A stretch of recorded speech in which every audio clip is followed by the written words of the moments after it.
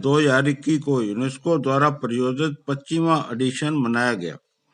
23 अप्रैल को world book day मनाया जाता है। इस दिन को विश्व पुस्तक और कॉपीराइट डे भी कहा जाता है। आज जलंधर लिटरेरी फोरम द्वारा मिति 23 अप्रैल को वर्ल्ड बुक डे के अवसर पर गांव ईश्वरवाल के गवर्नमेंट सीनियर सेकेंडरी स्कूल में बच्चों, स्टाफ तथा स्कूल की लाइब्रेरी को महत्वपूर्ण किताबें वितरण की गई और यूनेस्को द्वारा प्रायोजित वर्ल्ड बुक डे पर किताबों के महत्व से अवगत कराया गया। इसी वर्ल्ड बुक डे के अवसर पर जलंधर लिटरेरी फोरम द्वारा किताबों की साम संभाल, किताबों के महत्व और इसके प्रति लोगों की पढ़ने पढ़ाने की रुचि बढ़ाने के लिए एक विचार गोष्ठी का प्रोग्राम भी रखा गया, जिसमें विशेष तौर पर एनकाउंटर न्यूज़पेपर के मुख्य संपादक श्री राकेश शांतिदूत, सीनियर एडवोकेट अमित सिंह सांधा तथा सीनियर एडवोकेट नवजोत सिंह जी ने शिरकत की। इस मौके पर राकेश शांतिदूत जी ने विचार गोष्ठी की शुरुआत करते हुए बताया, मुख्य तौर पर इस लिटरेरी फोरम के लिए काम करना शुरू किया था। धीरे धीरे करके दुनिया भर के बुद्धिजीवी इससे जुड़ते गए और करीब 4 सालों में 900 के करीब हमारे मेंबर इससे जुड़ चुके हैं और महत्वपूर्ण किताबों के ऊपर भी चर्चा की गई। विशेष तौर पर सरकार और खास तौर पर जलंधर नगर निगम प्रति किताबों के महत्व को लेकर एक दुख व्यक्त किया गया कि जलंधर नगर निगम द्वारा बुक लाइब्रेरी को लेकर ढीली, असंतोषजनक कार्यप्रणाली पर दुख व्यक्त किया गया कि हमारी लाख कोशिशों के बावजूद भी इस महत्वपूर्ण मुद्दे की ओर कोई ध्यान नहीं दिया जा रहा।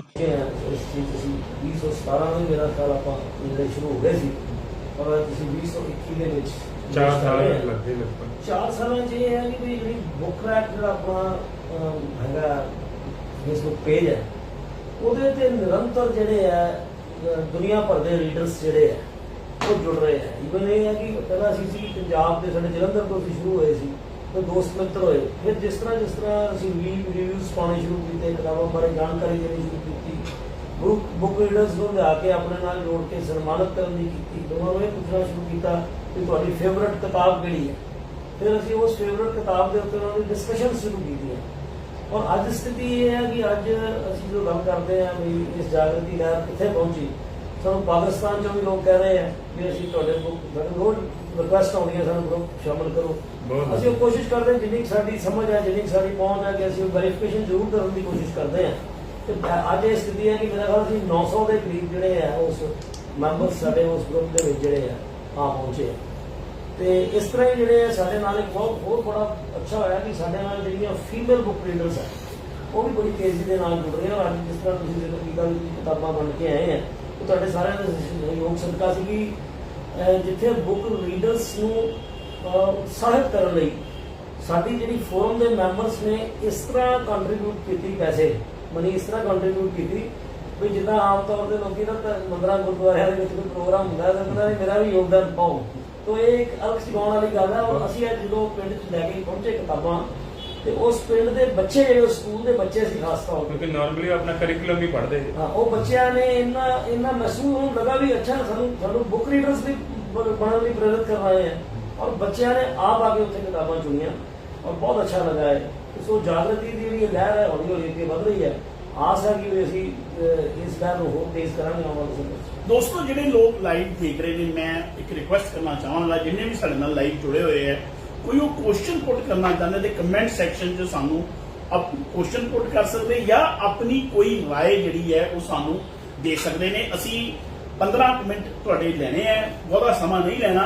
ਪਰ ਸਾਡਾ ਕੋਈ ਇਹ ਕਨਸੈਪਟ ਬੜਾ ਡਿਫਰੈਂਟ ਜਿਹਾ ਹੈ। ਕੋਈ ਬੁੱਕ ਰੀਡਰ ਜਾਂ ਕੋਈ ਐਸਾ ਵਿਅਕਤੀ ਜਿਹੜਾ ਸਾਡੇ ਤੋਂ ਜੁੜਨਾ ਚਾਹੁੰਦਾ ਹੈ ਜਾਂ ਸਾਨੂੰ ਕੋਈ ਸੁਝਾਅ ਦੇਣਾ ਚਾਹੁੰਦਾ ਹੈ, ਮੇਰੀ ਹੱਥ ਜੋੜ ਕੇ ਬੇਨਤੀ ਹੈ ਕਿ ਕਮੈਂਟ ਸੈਕਸ਼ਨ ਦੇ ਵਿੱਚ ਉਹ ਜ਼ਰੂਰ ਇਹ ਚੀਜ਼ ਨੂੰ ਪਾਏ। ਅਸੀਂ ਉਸ ਇਸ਼ੂ ਨੂੰ ਅਸੀਂ ਇੱਥੇ ਐਡਰੈਸ ਕਰਨ ਦੀ ਕੋਸ਼ਿਸ਼ ਕਰਾਂਗੇ। ਉਹਦੇ ਸੁਜੈਸ਼ਨ ਨੂੰ ਅਸੀਂ ਲਿਟਰੇਰੀ ਫੋਰਮ ਵੱਲੋਂ ਇੰਪਲੀਮੈਂਟ ਕਰਨ ਦੀ ਕੋਸ਼ਿਸ਼ ਕਰਾਂਗੇ। ਜਾਂ ਜਿਸ ਤਰ੍ਹਾਂ ਕਿਤਾਬ ਤੁਸੀਂ ਕਰਦੇ ਨਾ, ਜਿਸ ਕਿਸੇ ਨੇ ਕੋਈ ਕਿਤਾਬ ਪੜ੍ਹੀ ਆ ਉਸ ਕਿਤਾਬ ਨੂੰ ਡਿਸਕਸ ਕਰਨਾ ਚਾਹੁੰਦਾ ਇੱਥੇ ਆਪਣੇ ਬੁੱਕ ਰੀਡ ਲੈ ਕੇ ਉੱਥੇ ਵੀ ਮੈਂ ਨਵਜੋਤ ਜੀ, ਕਿਉਂਕਿ ਇਹ ਸਾਡੇ ਅੱਗੇ ਵੀ ਸੁਝਾਅ ਆਏ ਆ, ਆਪਾਂ ਮੈਂ ਦੇਖਦਾ ਜਲੰਧਰ ਲਿਟਰੇਰੀ ਫੋਰਮ ਉੱਦਾਂ ਤਾਂ ਤਕਰੀਬਨ ਗਾਇਬ ਕਾਰਜਕ੍ਰਮ ਕਰਦਾ ਰਹਿੰਦਾ ਹੈ ਕਿ ਸਾਡਾ ਆਉਣ ਵਾਲੇ ਦਿਨਾਂ ਦੇ ਵਿੱਚ ਜਿਹੜੇ ਕਾਰਜਕ੍ਰਮ ਨੇ ਉਹ ਕਿਸ ਦਿਸ਼ਾ 'ਚ ਜਲੰਧਰ ਲਿਟਰੇਰੀ ਫੋਰਮ ਦੇ ਜਾਣਗੇ। ਦੇਖੋ ਜਲੰਧਰ ਲਿਟਰੇਰੀ ਫੋਰਮ ਨੇ ਆਪਾਂ ਬੁੱਕ ਰੀਡਿੰਗ ਜਿਹੜਾ ਕਨਸੈਪਟ ਹੈ ਉਹ ਤਾਂ ਬਹੁਤ ਅੱਛੀ ਤਰੀਕੇ ਨਾਲ ਸਾਡਾ ਇੱਕ ਲੈਵਲ ਤੇ ਚੱਲ ਰਿਹਾ ਹੈ। ਕੋਵਿਡ-19 ਪੈਂਡੇਮਿਕ ਕਰਕੇ ਥੋੜਾ ਸਾਨੂੰ ਜਿਹੜਾ ਫਿਜ਼ੀਕਲ ਇਵੈਂਟ ਸੀ ਉੱਤੇ ਰੋਕ ਲੱਗ ਗਈ, ਲੇਕਿਨ ਫਿਰ ਵੀ ਅਸੀਂ ਜਿਹੜਾ ਹੈ SOP ਫੋਲੋ ਕਰਕੇ ਇਵੈਂਟਸ ਕਰਾ ਰਹੇ ਹਾਂ। ਸਾਡੀ ਕੋਸ਼ਿਸ਼ ਅੱਗੇ ਜੋ ਹੈ ਕਿ ਅਸੀਂ ਜਿਸ ਤਰ੍ਹਾਂ ਕੋਈ ਇਵੈਂਟ ਆਉਂਦਾ ਹੈ, ਸਪਿਰਿਚੁਅਲ ਇਵੈਂਟ ਆਉਂਦਾ ਜਿਵੇਂ ਕਿ ਬੁੱਧ ਪੂਰਨਿਮਾ ਆ ਰਹੀ ਹੈ 26 ਮਈ ਨੂੰ, ਉਹਦੇ ਉੱਤੇ ਅਸੀਂ ਕੋਈ ਬੁੱਕ ਦਾ ਪ੍ਰੋਗਰਾਮ ਕਰਾਈਏ ਜਾਂ ਜਿਹੜੀ ਬੁੱਕਸ ਹੈ ਉਹਦੇ ਉੱਤੇ ਪ੍ਰੋਗਰਾਮ ਕਰਵਾਉਣ ਜਾ ਰਹੇ ਹਾਂ। ਸਾਡੀ ਕੋਸ਼ਿਸ਼ ਇਹ ਹੈ ਕਿ ਕੋਈ ਰਾਈਟਰਸ ਜਿਹੜੇ ਹਨ, ਅੱਛੇ ਰਾਈਟਰਸ ਜਿਹੜੇ ਹੈ ਉਹਨਾਂ ਨੂੰ ਅਸੀਂ ਬੁਲਾ ਕੇ ਆਨਲਾਈਨ ਜਾਂ ਫਿਜ਼ੀਕਲ ਅਸੀਂ ਕੋਸ਼ਿਸ਼ ਕਰਾਂਗੇ ਕਿ ਉਹ ਆਪਾਂ ਉਹਨਾਂ ਦਾ ਜਿਹੜਾ ਹੈ ਪ੍ਰੋਗਰਾਮ ਤੁਹਾਡੇ ਨਾਲ ਰੂਬਰੂ ਕਰਾਈਏ। ਔਰ ਸਾਡੀ ਅੱਗੇ ਕੋਸ਼ਿਸ਼ ਹੈ ਕਿ ਸਾਡੀ ਮੈਂਬਰਸ਼ਿਪ ਜਿਹੜੀ ਹੈ, ਹੁਣ ਜਿਹੜੇ ਆਫਿਸ ਬੇਅਰਰ ਸਾਡੇ ਕਾਫੀ ਨਿਯੁਕਤ ਹੋ ਚੁੱਕੇ, ਮੈਂਬਰਸ਼ਿਪ ਓਪਨ ਹੈ। ਕੋਈ ਵਿਅਕਤੀ ਸਾਡੇ ਨਾਲ ਜੁੜਨਾ ਚਾਹੁੰਦਾ ਹੈ ਉਹ ਜੁੜ ਸਕਦਾ ਹੈ। ਤੇ ਸਾਡਾ ਇੱਕ ਲੇਡੀਜ਼ ਸੈਕਸ਼ਨ, ਲੇਡੀਜ਼ ਵਿੰਗ ਵੀ ਹੈਗਾ ਕਿ ਕੋਈ ਲੇਡੀ ਜੁੜਨਾ ਚਾਹੁੰਦੀ ਤੇ ਉਹ ਸਾਡੇ ਅਸੀਂ ਉਹਨਾਂ ਦਾ ਕੰਟੈਕਟ ਤੁਹਾਨੂੰ ਦੇ ਸਕਦੇ ਹਾਂ, ਤੁਸੀਂ ਉਹਨਾਂ ਦੇ ਥਰੂ ਸਾਡੇ ਫੋਰਮ ਦੇ ਨਾਲ ਜੁੜ ਸਕਦੇ ਹੋ। ਜੋ ਤੁਸੀਂ ਸਾਨੂੰ ਆਈਡੀਆਜ਼ ਦਿਓਗੇ ਅਸੀਂ ਉਹ ਵੀ ਆਪਣਾ ਜਿਹੜਾ ਹੈ ਫੋਰਮ ਦੁਆਰਾ ਅੱਗੇ, ਕਿਉਂਕਿ ਹਰ ਜਿਹੜਾ ਲੋਕ ਜੁੜਦੇ ਜਾਣਗੇ, ਨਵੇਂ ਨਵੇਂ ਆਈਡੀਆ ਸਾਨੂੰ ਦਿੰਦੇ ਜਾਣਗੇ, ਅਸੀਂ ਉਹ ਪੂਰੀ ਕਰਨ ਦੀ ਪੂਰੀ ਕੋਸ਼ਿਸ਼ ਕਰਾਂਗੇ। ਇੱਕ ਜੋ ਸਾਡੇ ਇਸੇ ਮਾਧਿਅਮ ਨਾਲ ਇੱਕ ਆਇਆ ਸੀਗਾ ਆਈਡੀਆ ਹੀ ਆਇਆ ਸੀਗਾ, ਉਹ ਇਹ ਸੀਗਾ ਵੀ ਕਹਿੰਦੇ ਜਿੱਦਾਂ ਮੇਰੇ ਹਿਸਾਬ ਨਾਲ ਚੌਥੀ ਜਮਾਤ ਤੋਂ ਜਿਹੜਾ ਬੱਚਾ ਹੈ ਉਹ ਆਪਣੀ ਪੜ੍ਹਨ ਦੀ ਜਿਹੜੀ ਸ਼ੈਲੀ ਨੂੰ ਵਧਾ ਲੈਂਦਾ ਹੈ। ਤੇ ਪਹਿਲਾਂ ਤਾਂ ਸਵਾਲ ਉਹਨਾਂ ਨੇ ਇਹ ਪੁੱਛਿਆ ਸੀ ਵੀ ਕੀ ਅਕੈਡਮਿਕ ਬੁੱਕਸ ਦੇ ਇਲਾਵਾ ਜਿਹੜੀ ਉਹਦੀ ਰੁਚੀ ਨਾਲ ਕੋਈ ਇਹੋ ਜਿਹਾ ਸਿਸਟਮ ਨਹੀਂ ਹੋ ਸਕਦਾ, ਕਿਤਾਬਾਂ ਮਤਲਬ ਸਕੂਲ ਦੇ ਵਿੱਚ ਹੀ ਉਹਦੀ ਰੁਚੀ ਦੇ ਮੁਤਾਬਿਕ ਵੱਖਰੀ ਕਿਤਾਬ ਹੋਵੇ, ਉਹ ਪੜ੍ਹ ਕੇ ਉਹਦੀ ਡਿਸਕਸ਼ਨ ਹੋਵੇ। ਔਰ ਕੀ ਜੋ ਮੌਜੂਦਾ ਜੇ ਸਾਡੀ ਐਜੂਕੇਸ਼ਨ ਸਿਸਟਮ ਉਹਦੇ ਵਿੱਚ ਜਿਹੜੇ ਸਾਡਾ ਲਿਟਰੇਚਰ ਆ, ਪੜ੍ਹਨ ਦੀ ਸ਼ੈਲੀ ਆ, ਜੋ ਪੜ੍ਹਨ ਦੀ ਪ੍ਰਤਿਭਾ ਆ, ਉਹਦੇ ਵਿੱਚ ਜੋ ਕਿਤਾਬਾਂ ਉਹ ਸੰਤੋਸ਼ਜਨਕ ਤੁਹਾਨੂੰ ਹੈ ਲੱਗਦਾ ਵੀ ਉਹ ਪੜ੍ਹਾਈਆਂ ਜਾ ਰਹੀਆਂ? ਬਹੁਤ ਅੱਛਾ ਤੁਸੀਂ ਸਵਾਲ ਰੇਜ਼ ਕੀਤਾ। ਮੈਂ ਅੱਜ ਹੀ ਬਸ ਕਿੰਨੇ ਗਏ ਸੀ ਹੁਣ ਜੀ, ਮੈਂ ਆਪਣੇ ਬੱਚਿਆਂ ਨੂੰ ਜ਼ਿਕਰ ਕੀਤਾ ਵੀ ਮੈਂ ਨਿੱਜੀ ਤੌਰ ਤੇ ਮੈਂ ਐਜ਼ ਅ ਬੁੱਕ ਰੀਡਰ ਦੀ ਗੱਲ ਕਰਦਾ ਕਿ ਸਾਨੂੰ ਅਸੀਂ ਸਾਰੇ ਭੈਣ ਭਰਾ ਤੀਸਰੀ ਜਮਾਤ ਦੇ ਨੇੜੇ ਜਦੋਂ ਅਸੀਂ ਸੀ ਤੇ ਸਾਡੇ ਘਰ 'ਚ 3 ਅਖਬਾਰਾਂ, ਉਸ ਵੇਲੇ ਦੇ ਜਿਹੜੇ ਪੋਪੂਲਰ ਮੈਗਜ਼ੀਨ ਹੁੰਦੇ ਸੀ, ਦੀਵਾਨਾ, ਨੰਦਨ, ਲੋਟਪੋਟ, ਇਸ ਕਿਸਮ ਦੇ, ਔਰ ਅਸੀਂ ਪੰਚਤੰਤਰ ਦੀਆਂ ਕਹਾਣੀਆਂ ਦੀਆਂ ਕਿਤਾਬਾਂ ਅਸੀਂ ਪੜ੍ਹਦੇ ਸੀਗਾ। ਔਰ ਸਾਡਾ ਉਹ ਜਿਹੜਾ ਲਾਈਫ ਟਾਈਮ ਜਿਹੜਾ ਇੱਕ ਉਹ ਬਣ ਗਿਆ। ਸਾਡੇ ਸਮੇਂ ਸਕੂਲਾਂ 'ਚ ਵੀ ਹੁੰਦਾ ਸੀ। ਤੁਸੀਂ ਬਹੁਤ ਅੱਛਾ ਸਵਾਲ ਪੇਸ਼ ਕੀਤਾ ਕਿ ਕੀ ਇਹ ਹੈਬਿਟ ਜਿਹੜੀ ਹੈ ਜਦੋਂ ਬਣਦੀ ਹੈ ਬੱਚੇ ਦੀ ਸਕੂਲ ਦੇ ਸਤਰ ਦੇ ਉੱਤੇ, ਜਦੋਂ ਤੀਸਰੀ ਚੌਥੀ ਜਮਾਤ ਜਾਂਦਾ ਹੈ ਤਾਂ ਫਿਰ ਉਹਦੇ ਡਿਸਕਸ਼ਨ ਰੱਖ ਕੇ ਇਸ ਹੈਬਿਟ ਨੂੰ ਵਧਾਇਆ ਜਾ ਸਕਦਾ, ਕਿਉਂਕਿ ਕਿਤਾਬਾਂ ਜਿਹੜੀਆਂ ਉਹ ਜੀਵਨ ਦੀ ਬਹੁਤ ਵੱਡੀਆਂ ਮਾਰਗਦਰਸ਼ਨ ਨੇ। ਉਹਦੇ ਨਾਲ ਜਦੋਂ ਬੰਦਾ ਪੜ੍ਹੋਗੇ ਸਾਨੂੰ ਆਰਟਿਸਟ ਜਾਂ ਲਿਟਰੇਰੀ ਡਿਵੈਲਪਮੈਂਟ ਆ, ਕਿਤਾਬਾਂ ਦੇ ਡਿਪੈਂਡ ਹੈ ਸਾਰੀ ਕਿਤਾਬਾਂ। ਮੈਂ ਕਹਿੰਦਾ ਕਿ ਕਿਤਾਬਾਂ ਜ਼ਿੰਦਗੀ ਦੀ ਸਭ ਤੋਂ ਨੇੜਲਾ ਹਮਸਫਰ ਹੈ। ਪਰ ਜਿਹੜੀ ਤੁਸੀਂ ਗੱਲ ਕੀਤੀ ਕਿ ਇੱਕ ਸਮੇਂ ਹੁੰਦਾ ਸੀ ਕਿ ਲਾਇਬ੍ਰੇਰੀਜ਼ ਹੁੰਦੀਆਂ ਸੀ, ਤੁਹਾਨੂੰ ਯਾਦ ਹੋਗਾ ਆਪਣੇ ਜਲੰਧਰ 'ਚ, ਮੈਂ ਖੁਦ ਆਪਣੇ ਤੌਰ ਦੇ ਉੱਤੇ ਨਗਰ ਨਿਗਮ ਜਲੰਧਰ ਦੀ ਲਾਇਬ੍ਰੇਰੀ ਪੜ੍ਹਨ ਜਾਂਦਾ ਸੀ। ਤਾਂ ਨਗਰ ਨਿਗਮ ਦੀ ਲਾਇਬ੍ਰੇਰੀ ਕਿੱਥੇ ਹੈ? ਜੇ ਕੋਈ ਪੁੱਛਣ ਚੱਲੇ ਇਹ ਵੀ ਇੱਕ ਉਹ ਇਹ ਸਰਕਾਰ ਦੇ ਪੱਖ ਦੇ ਉੱਤੇ ਜਿਹੜਾ ਮੈਂ ਕਹੂੰਗਾ ਵੀ ਇਹ ਜਿਹੜਾ ਮੰਦਭਾਗਾ ਹੈ ਕਿ ਇਸ ਪੱਖੋਂ ਮੈਂ ਨਾ ਦੱਸਦਾ, ਮੈਂ ਪਿੱਛੇ ਕਿ ਜੇ ਸਾਡੇ ਫੋਰਮ ਵੱਲੋਂ ਵੀ ਔਰ ਸਰੋਤਿਆਂ ਨੇ ਜਾਣਨਾ ਚਾਹਿਆ, ਇਹਦੇ ਨਾਲ ਹੀ ਅਗਲਾ ਸਵਾਲ ਹੈ ਕਿਉਂਕਿ ਤੁਸੀਂ ਰੇਜ਼ ਕੀਤਾ ਵੀ ਜੋ ਮੌਜੂਦਾ ਸਮੇਂ ਦੇ ਵਿੱਚ ਚਾਹੇ ਸਾਡੀਆਂ ਜੋ ਲੋਕਲ ਗਵਰਨਮੈਂਟ ਹੋਵੇ ਜਾਂ ਸਰਕਾਰ ਸਾਡੀ ਆ, ਤੁਸੀਂ ਸਮਝਦੇ ਹੋ ਵੀ ਜਿਹੜਾ ਲਿਟਰੇਚਰ ਆ ਉਹ ਸੇਫ ਹੱਥਾਂ 'ਚ ਆ ਜਾਂ ਉਹਦੇ ਨਾਲ ਇਨਸਾਫ ਹੋ ਰਿਹਾ ਹੈ? ਦੇਖੋ ਮੈਂ ਇਸ ਤਰ੍ਹਾਂ ਦੱਸਣਾ ਕਿ ਜਦੋਂ ਅਸੀਂ ਲਿਟਰੇਚਰ ਸੇਫ ਹੋਣ ਦੀ ਗੱਲ ਹੁੰਦੀ ਹੈ, ਕਿਸੇ ਅੱਛੇ ਬੁੱਕ ਰੀਡਰ ਦੇ ਕੋਲ ਹੋਵੇ, ਅੱਛੀਆਂ ਲਾਇਬ੍ਰੇਰੀਆਂ ਸੁਰੱਖਿਅਤ ਹੋਵੇ। ਅਸੀਂ ਜਦੋਂ ਬਹੁਤ ਕੁਝ ਲਾਇਬ੍ਰੇਰੀਜ਼ ਦੀ ਅਸੀਂ ਗੱਲ ਕਰਦੇ ਹਾਂ, ਜਿੱਦਾਂ ਪੰਜਾਬੀ ਯੂਨੀਵਰਸਿਟੀ ਪਟਿਆਲਾ, ਉਹਨਾਂ ਨੇ ਬਹੁਤ ਕੰਮ ਕੀਤਾ, ਉਹਨਾਂ ਨੇ ਬਹੁਤ ਸੁਰੱਖਿਅਤ ਰੱਖਿਆ, ਇਹਦਾ ਕੋਈ ਯੂਨੀਵਰਸਿਟੀ ਨੇ ਰੱਖਿਆ। ਇਹਦਾ ਹੀ ਪੰਜਾਬ ਯੂਨੀਵਰਸਿਟੀ ਦਾ ਇੱਕ ਸੈਂਟਰ ਹੈ ਇੱਥੇ ਤੁਹਾਡੇ ਹੁਸ਼ਿਆਰਪੁਰ ਦੇ ਨੇੜੇ ਸਾਧੂ ਆਸ਼ਰਮ ਦੇ ਨਾਲ ਲੱਗਦਾ ਹੈ, ਉੱਥੇ ਰਿਸਰਚ ਸੈਂਟਰ, ਉੱਥੇ ਬੜੀ ਰਿਚ ਲਾਇਬ੍ਰੇਰੀ ਹੈ ਜਿਹਦੇ ਵੇਦ ਪਏ ਨੇ, ਹੋਰ ਇਸ ਕਿਸਮ ਦੇ ਕਈ ਚੀਜ਼ਾਂ ਪਈ, ਬਹੁਤ ਰਿਚ ਲਾਇਬ੍ਰੇਰੀ ਹੈ। ਪਰ ਬਾਕੀ ਸਥਿਤੀ ਇਹ ਵੀ ਸਾਡੀ ਸਰਕਾਰੀ ਸਤਰ ਤੇ ਜਿਹੜੀ ਹੈ ਨਾ, ਪਹਿਲਾਂ ਤਾਂ ਬਹੁਤ ਲੰਬਾ ਸਮਾਂ ਜਿਹੜਾ ਪਿਛਲੇ 30 ਸਾਲਾਂ ਦਾ ਅਸੀਂ ਸਮਾਂ ਦੇਖਦੇ ਹਾਂ, ਉਹਦੇ 'ਚ ਜਿਹੜੀ ਕਿਤਾਬਾਂ ਦੀ ਪਰਚੇਜ਼ ਹੋਈ ਹੈ ਉਹਦੇ 'ਚ ਕੁਆਲਿਟੀ ਬੁੱਕਸ ਪਰਚੇਜ਼ ਨਹੀਂ ਹੋਈਆਂ, ਉਹ ਸਾਰੀ ਜਿਹੜੀ ਕਮਿਸ਼ਨ ਸਿਸਟਮ ਦੇ ਵਿੱਚ ਚੱਲਦਾ ਰਿਹਾ।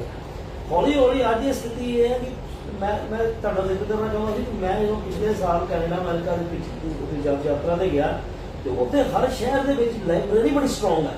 ਭਾਵੇਂ ਆ ਜਿਹੜਾ ਅਸੀਂ ਕਹਿੰਦੇ ਆਨਲਾਈਨ ਆ ਗਿਆ, ਸਾਰਾ ਕੁਝ ਆ ਗਿਆ, ਔਰ ਲੋਕ ਲਾਇਬ੍ਰੇਰੀ ਜਾਂਦੇ ਆ ਔਰ ਲਾਇਬ੍ਰੇਰੀ ਦੀਆਂ ਬਿਲਡਿੰਗਾਂ ਇੰਨੀਆਂ ਸੋਹਣੀਆਂ ਨੇ, ਅਟਰੈਕਟ ਕਰਦੀਆਂ। ਪਰ ਮੈਂ ਨਟਸ਼ਲ ਕਹੂੰਗਾ ਵੀ ਅਗਰ ਅਸੀਂ ਇਹ ਕਹੀਏ ਤੇ ਪਿਛਲੇ 20 ਸਾਲਾਂ 25 ਸਾਲਾਂ ਦੇ ਵਿੱਚ ਜਿਹੜਾ ਯੂਨੀਵਰਸਿਟੀਆਂ ਨੇ ਤੇ ਬੇਸ਼ੱਕ ਕੰਮ ਕੀਤਾ ਹੋਊਗਾ, ਪਰ ਸਰਕਾਰੀ ਸਤਰ ਤੇ ਮੈਨੂੰ ਲੱਗਦਾ ਵੀ ਇਹ ਨਿਰਾਸ਼ਾਜਨਕ ਸਥਿਤੀ ਹੈ। ਇਹ ਤੋਂ ਸਾਨੂੰ ਨਿਕਲਣਾ ਚਾਹੀਦਾ ਹੈ। ਔਰ ਇੰਨੀ ਅੱਗੇ ਤੌਰ ਤੇ ਤਾਂ ਮੁਝੇ ਜੀ ਮੈਂ ਦੇਖਿਆ ਵੀ ਪਿੱਛੇ ਜੇ ਲਿਟਰਲੀ ਫੋਰਮ ਦੇ ਜੋ ਮੈਂਬਰ ਇਹਨਾਂ ਨੇ ਹਾਊਸ ਦੇ ਵਿੱਚ ਵੀ ਇਹ ਮੁੱਦਾ ਰੇਜ਼ ਕੀਤਾ ਔਰ ਸਾਡੇ ਸਾਥਾਂ ਦੇ ਮਾਧਿਅਮ ਨਾਲ ਡੀਸੀ ਸਾਹਿਬ ਨੂੰ ਵੀ ਜਾ ਕੇ ਥੋੜਾ ਜਿਹਾ ਹਲੂਣਾ ਦਿੱਤਾ।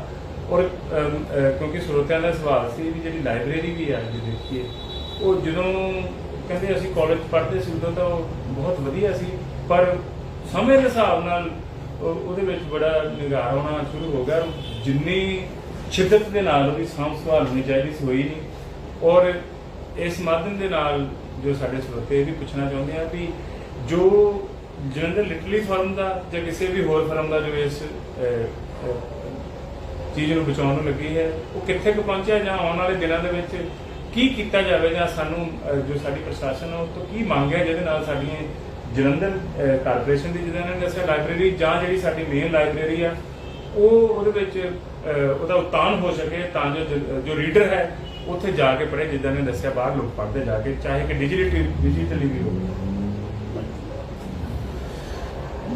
ਰੀਡਿੰਗ ਵਾਸਤੇ ਐਟਮੋਸਫੇਅਰ ਹੋਣਾ ਬਹੁਤ ਜ਼ਰੂਰੀ ਹੈ ਔਰ ਇਹ ਸਰਕਾਰ ਦੀ ਐਟਮੋਸਫੇਅਰ ਕ੍ਰੀਏਟ ਕਰਨਾ ਸਰਕਾਰ ਦੀ ਵੀ ਜ਼ਿੰਮੇਵਾਰੀ ਹੈ, ਸਾਡੀ ਵੀ ਜ਼ਿੰਮੇਵਾਰੀ ਹੈ, ਪੇਰੈਂਟਸ ਦੀ ਵੀ ਜ਼ਿੰਮੇਵਾਰੀ ਹੈ, ਟੀਚਰ ਦੀ ਵੀ। ਲਾਇਬ੍ਰੇਰੀ ਕਾਰਪੋਰੇਸ਼ਨ ਮਿਊਨਿਸਪਲ ਕਾਰਪੋਰੇਸ਼ਨ ਦੀ ਬਹੁਤ ਅੱਛੀ ਲਾਇਬ੍ਰੇਰੀ ਸੀਗੀ, ਬੜੀ ਵੈਲਿਊਏਬਲ ਲਾਇਬ੍ਰੇਰੀ ਸੀ। ਐਸੀਆਂ ਬੁੱਕਸ 30-35 ਹਜ਼ਾਰ ਦੇ ਕਰੀਬ 30-35,000 ਐਸੀਆਂ ਬੁੱਕਸ ਸੀ ਜਿਹੜੀ ਕਿ ਹੁਣ ਅਵੇਲੇਬਲ ਬੜੀ ਰੇਅਰ ਬੁੱਕਸ ਨੂੰ ਅਸੀਂ ਕਹਿ ਦਿੰਦੇ ਹਾਂ। ਅਫਸੋਸ ਕਿ ਉਹ ਜਦੋਂ ਬਿਲਡਿੰਗ ਤੋੜੀ ਗਈ ਤੇ ਉਹ ਲਾਇਬ੍ਰੇਰੀ ਦਾ ਜਿਹੜੀ ਲਾਇਬ੍ਰੇਰੀ ਵੀ ਨੈਚੁਰਲੀ ਤੋੜੀ ਗਈ। ਦੇਖੋ ਲਾਇਬ੍ਰੇਰੀ ਬੜੀ ਮੰਦਭਾਗੀ ਗੱਲ ਹੈ। ਮੈਂ ਐਡ ਕਰਨਾ ਚਾਹੂੰਗਾ ਕਿਉਂਕਿ ਲਿਟਰੇਚਰ ਨੂੰ ਜਿਹੜਾ ਸਾਡੀ ਲੋਕਲ ਗਵਰਨਮੈਂਟ ਜਿਹੜੀ ਹੈਗੀ ਹੈ ਜਲੰਧਰ ਮਿਊਨਿਸਪਲ ਕਾਰਪੋਰੇਸ਼ਨ ਕਹਿੰਦੇ ਆ ਉਹਨੇ ਕਿੰਨਾ ਲਾਇਬ੍ਰੇਰੀ ਲਿਆ। ਦੇਖੋ ਅਸੀਂ ਹਾਲ ਤੋੜਿਆ ਉਹਨਾਂ ਦੀ ਡਿਊਟੀ ਸੀ ਕਿ ਜਦੋਂ ਨਵੀਂ ਬਿਲਡਿੰਗ ਬਣੀ ਉਹਦੇ ਚ ਪ੍ਰੋਵੀਜ਼ਨ ਆਫ ਲਾਇਬ੍ਰੇਰੀ ਹੋਣੀ ਚਾਹੀਦੀ ਸੀ ਔਰ ਜਾਂ ਹੈ ਉਹਨੂੰ ਉਹਨਾਂ ਨੇ ਯੂਜ਼ ਨਹੀਂ ਕੀਤਾ।